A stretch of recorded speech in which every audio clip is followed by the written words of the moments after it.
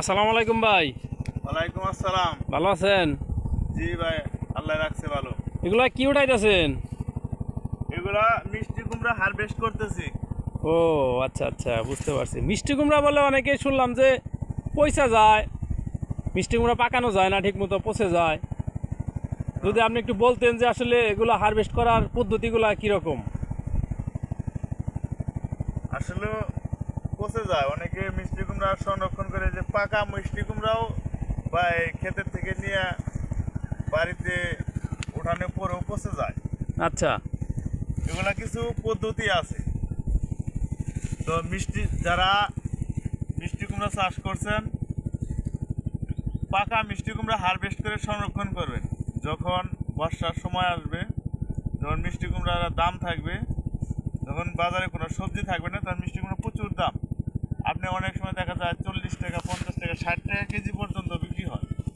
আচ্ছা ওই পর্যন্ত সংরক্ষণ করে রাখতে হলে কিছু নিয়ম আছে, এগুলা আপনাদের জানতে হবে।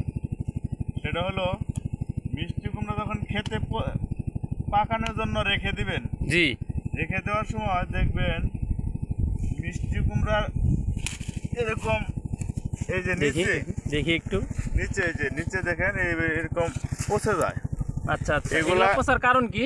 এগুলা কেঁচো আছে, কিছু ওই যে মাটিতে কেঁচো আছে, এগুলা এই যে ছিদ্র করে, পাকা মিষ্টি কুমড়াতে ছিদ্র করে কেঁচু।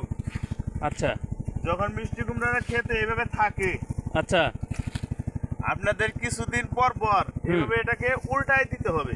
এগুলা নরম হয়, পচে যায়। যেমন এই যে মিষ্টি কুমড়াটা ছিল এইভাবে, হ্যাঁ এখানে এখানে ঘামছে, হ্যাঁ, ঘামার পরে এই যে এখানে চেরার আক্রমণ করে পচে যাবে। আচ্ছা আচ্ছা, এটাকে যে আমি উল্টায়া এই সরাই দিয়া হুম, রোদ্রে শুকা দিলাম। যখন এটা আরো কয়েকদিন পরে পেকে যাবে, হ্যাঁ তখন এটাকে আমি হারভেস্ট করবো। এইভাবে 2-4 দিন পর পর হ্যাঁ, খেতে এসে আপনার মিষ্টি কুমড়া উল্টাই দেওয়া লাগবে এইভাবে।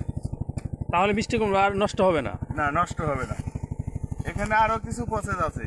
এই যে মিষ্টি কুমড়া আমি যে আজকে হারভেস্ট করছি, জি, করার পরে এগুলা রোদ্রে সকাল থেকে নিয়ে আমি সারাদিন রোদ্রে শুকাবো। আচ্ছা পারলে আপনারা যদি পারেন আরো 2 দিন শুকাবেন রোদ্রে।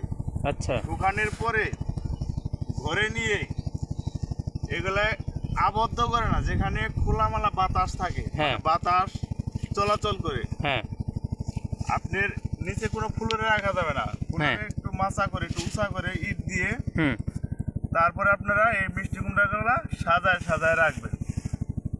এভাবে সাজায় রাখবেন যাতে পর্যাপ্ত আলো বাতাস পায়। এইভাবে রেখে দিবেন, জাস্ট আপনার মিষ্টি কুমড়া একটা পচবে না, কোনো কিচ্ছু হবে না। এইভাবে সাজায় রেখে দেবেন। এটা মাচার উপরে প্রচুর আলো বাতাসের ব্যবস্থা হবে, একবারে ঢেকে রাখা যাবে না, ঢেকে রাখা যাবে না। শাটার করা, বিল্ডিং করা ঘরে একবারে আবদ্ধ করে রাখবেন, তাহলে মিষ্টি কুমড়া পচে যাবে। আর এইভাবে আপনারা সংরক্ষণ করবেন যতদিন মন চায়। আপনি 1 বছর 2 বছর রাখলেও কোনো সমস্যা হবে না। আচ্ছা, আপনি কতটুক জমিতে মিষ্টি কুমড়া চাষ করেছিলেন?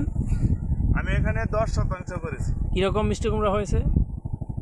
আমি তো ওই যে 100 মিষ্টি কুমড়া পাকানোর জন্য রাখছি, আচ্ছা আর 200-র মতো আমি এই যে যেগুলা কাঁচা মিষ্টি কুমড়া, ওগুলো বাজারে হারভেস্ট করে বিক্রি করে ফেলাইছি। তাহলে তাহলে আপনি এই মিষ্টি কুমড়া চাষ করে কীরকম লাভবান হয়েছেন, যদি দর্শকদের বলতেন যারা কৃষি নতুন উদ্যোক্তা আছে তারা শুনে উপকৃত হতো আর কি।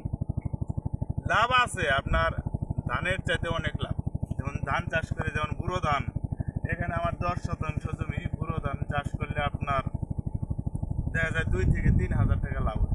হুম, মিষ্টি কুমড়া 500 টাকা বীজ আনছি, আর সার গেছে 500-1000 টাকা, 1000 টাকা আপনার গেছে বিষ, হুম, সব মিলে আপনার 4-5 হাজার টাকা খরচ হয়েছে। হুম। আমি মিষ্টি কুমড়া 5-6 হাজার টাকা বিক্রি করে ফেলেছি। এখন এই যে 100 মিষ্টি কুমড়া আছে, এগুলা যদি 100 টাকা পিছু বেশি, এটা ওজন ওজন কতটুকু হবে একটা মিষ্টি কুমড়ার? 3 কেজি থেকে আপনার 5 কেজি, 7 কেজি, 8 কেজি, বিশাল ওজন তো তাহলে। এক একটা এক এক সাইজ। হুম, যদি 100 টাকা করে বিক্রি করি, 100 মিষ্টি কুমড়া আপনার 10,000 টাকা। 10,000 টাকা, ও এটা অনেক। আপনি পুরো ধান, কোনো ধান চাষ করে এটা কোনোভাবে সম্ভব না। মিষ্টি কুমড়া যদি পরিকল্পিতভাবে করেন, অবশ্যই কৃষক লাভবান হবে। শেষ করে দেবো।